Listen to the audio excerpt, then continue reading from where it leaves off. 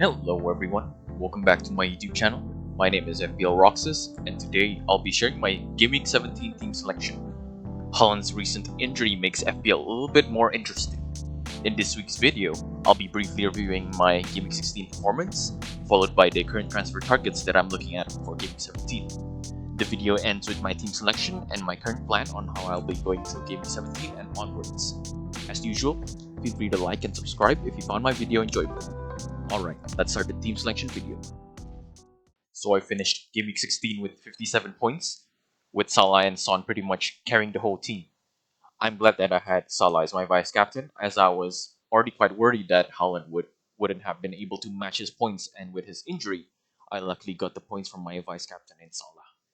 And with the 57 points, that was enough to get me a green arrow from 2.2 million to 1.7 million. It's still a rank that I'm not satisfied with at this point of the season, but I'll consider this season as one where I'll slowly climb to the higher ranks, and I hope that I can start climbing faster in the next few weeks. With Haaland being injured and Taylor getting his fifth yellow, my transfer plans have changed with the focus now on getting the most out of Haaland's injury situation. I'll be explaining more in my team selection later on, so you can look forward to it. Here are my transfer targets for this week, and it mostly entails transferring out Haaland for another player. First of all, I want to get this question out of the way. Some people might be asking, is it necessary to transfer out Haaland? Or could you keep him until he's available again?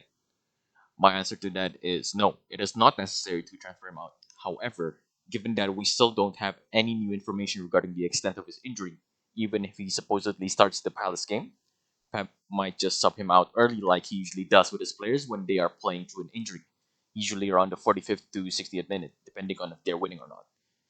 The value of keeping Haaland decreases with the limited minutes he might be getting, as his points potential is affected for sure. Hence, I think it is fine to transfer him out for a short time past blank game week 18 and then transferring him back in again in game week 19 against Everton or game week 20 against Sheffield. My current objective for this week is to bring in one of these players to replace him. I intend to do so once I'm able to get more information regarding his injury, either through Pep's press conference on Friday or through leaks. At this moment, as I'm recording this video, Haaland is not included in their squad for the Champions League game, so it adds even more into the uncertainty regarding his injury. Anyways, let's go over to the first player that I'm considering, which is Dominic Solanke. I think he's one of the better overall replacement for Haaland until game week 19, due to Bournemouth's form and their next three fixtures being Luton, Forest, and Fulham. He's been great so far this season, garnering 8 goals, 73 points, and his underlying stats are decent as well. If anyone wants to bring a forward this week, I think he's the safest bet. Next up is Darwin Núñez. I have specifically added him just because of the United fixture at Anfield. In their last few meetings, Liverpool have consistently beaten United by quite a huge margin when they play at Anfield. I think that's likely to happen again with United's inconsistency and their growing injury list. It's going to be a near full strength Liverpool team against a weak United team, and we could take advantage of that by bringing in another Liverpool attacker. And in my case, I think I want to bring in Darwin. He's known to be quite wasteful, but when he finishes his chances, he can get you double digit points easily. Judging from his next three fixtures, I think the United and Burnley game are where he could thrive the most. And then we have Raul Jimenez. For me personally, he's one of my transfer targets that allows me to be flexible. I could bring him in by transferring out Holland, or with my current money in the bank, I could transfer out Mubama instead by upgrading him to Raul Jimenez instead. He has finally started scoring again with 4 goals in his last 5 games. Fulham has Newcastle in Game Week 17, who are without Trippier, and there's a chance that Dubravka might be out as well. The next fixtures after that are Burnley and Bournemouth. Burnley is definitely a fixture to attack. So depending on Newcastle's team news, if they'll be playing without a lot of their main players such as Trippier and Dubravka, I think Raul Jimenez can be a good transfer for this week, and he should be able to return in the next few games as well. An honorable mention that I didn't have space to add is Matheus Cunha. He'll be going up against West Ham, Chelsea, and Brentford in the next three fixtures. They don't look easy to get a return from, but he has returned in his last 5 games, where they faced the likes of Spurs and Arsenal, so I think it's possible for him to continue his form. I haven't made any transfers as I'll be waiting until I get more information regarding the injuries in the coming days. For now, this is what the team looks like. Starting in goal, I have Robert Sanchez, who is currently injured. He played 83 minutes in the game against Everton last week, in which he struggled with his knee in the second half and then had to be subbed off. He's up against Sheffield at home this week, where I'd say is the fixture with the highest chance for a clean sheet out of all the other games they'll be playing in the next few games. So I'm hoping that he's available. If he's injured, then Turner will be subbing on against Spurs, which is not the best fixture to play Turner in. For my defense, I have Gabriel and Saliba against Brighton at home. Brighton had scored and conceded in every game this season, so it won't be an easy fixture for sure. I think Arsenal's able to win the game, but the chances of getting a clean sheet should be lower than people expect. Lascelles has Fulham at home.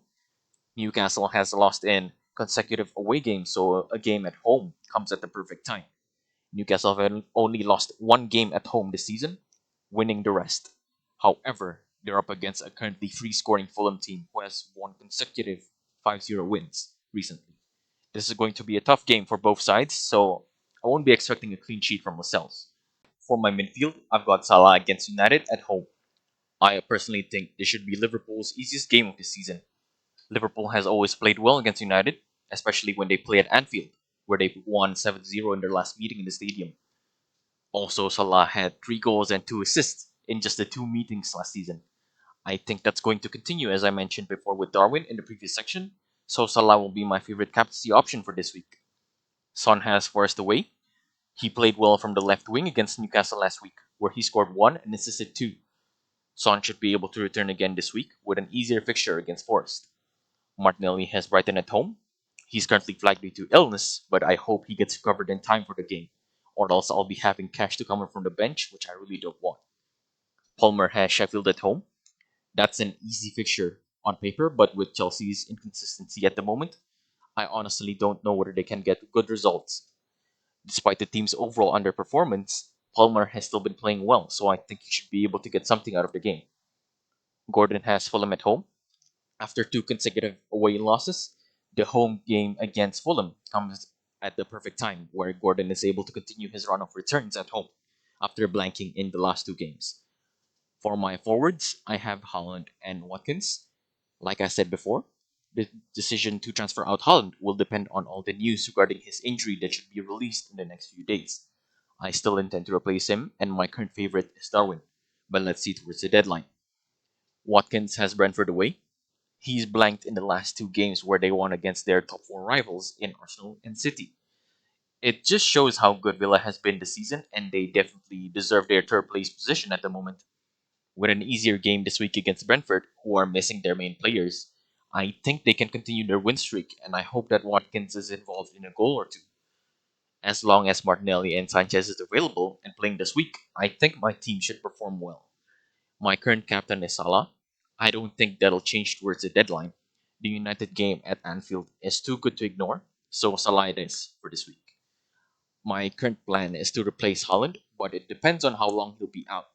It's possible to keep him as well. I'm leaning towards transferring him out as I don't feel like Haaland has much point scoring value when he's injured and on limited minutes, which I think will happen if he starts. As Pep likes to keep his players' conditions in check by subbing them out at like around the 45th to 60th minute to avoid risking an aggravated injury situation. The current favorite player for me to replace Holland is Darwin, and Solanke comes close in second. If I stick to the plan to transferring Haaland out, I'll be bringing him back in either Game Week 19 or 20, so I'll have to see by then. And that wraps up this week's team selection video. Good luck to everyone for Game 17. Leave a like if you enjoyed the video, subscribe if you want to be updated on my latest uploads. I'll be uploading every week, so stay tuned.